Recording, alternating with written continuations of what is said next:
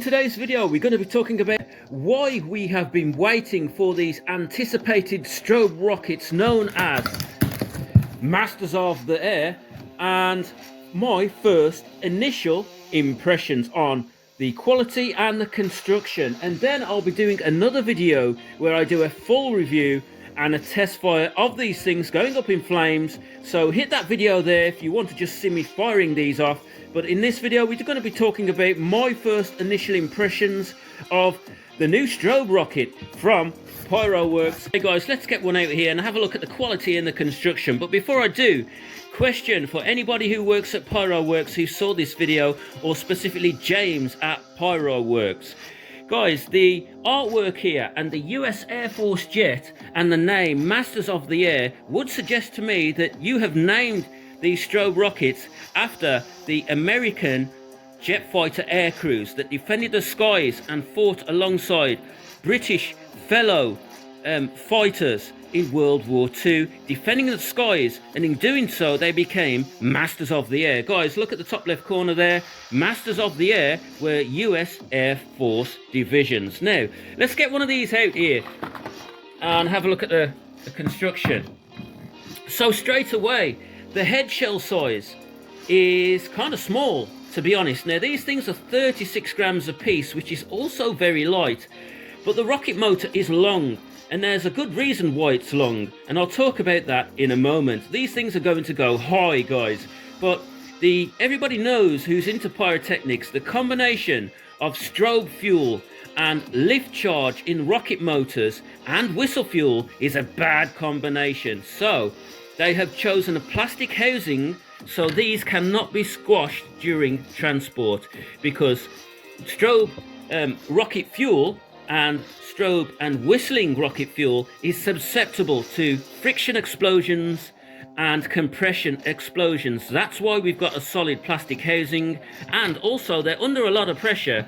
These are actually, I've been told, made by machine, so the combination of strobe and lift charge is pressed together under immense weight via a machine. So if you get an explosion, a member of staff is basically not going to get blown to smithereens. Guys, look at this, and you can see the foil there, and also there's good reason why there is foil. Now most rocket motors, one, are made out of cardboard, okay, and that's because most fireworks are not susceptible to friction explosions, but because of the combination of whistle fuel and strobe fuel, these have been banned for a long time because it's a bad combination. But here, the foil, this is to actually stop the motor housing burning up on initial takeoff, because of the flashing generates heat and ultimately is a slower burn, meaning you could actually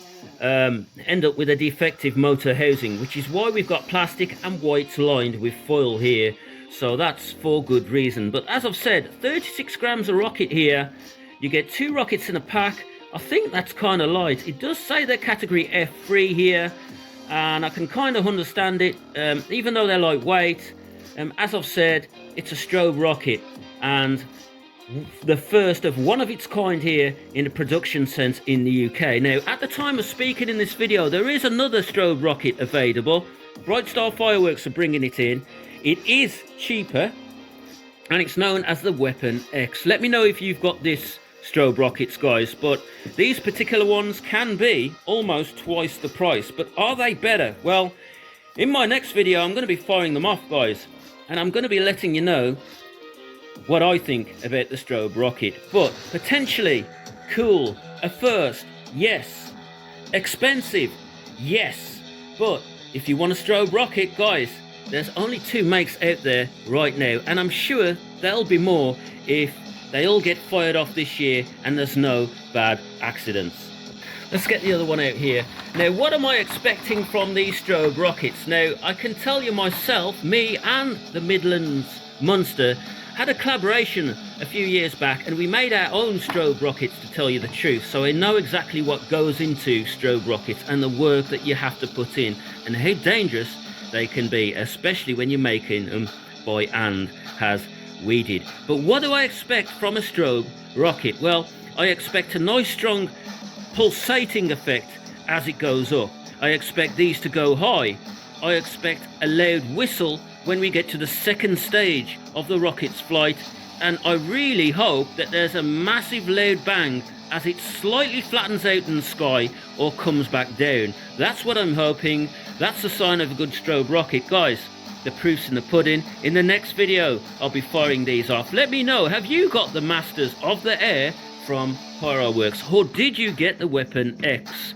I may pick one up myself, actually, just to see how it differs and have a look at the construction. But guys, thanks for watching the video. I know I'm banging on a bit, but guys, it's been a while and a long wait for the Masters of Air. And at the back end of 2024, actually, they had a lot of problems with rockets going up and rockets coming down, literally. So they couldn't get them past the firework legislation, and they were suffering from erratic flight. And you can kind of understand it. It's a hard combination to pull off correctly, and if you can imagine doing it in a production sense, it must be crazy making these and selling them potentially to the whole world. Guys, thank you for watching. Of course, hit that subscribe.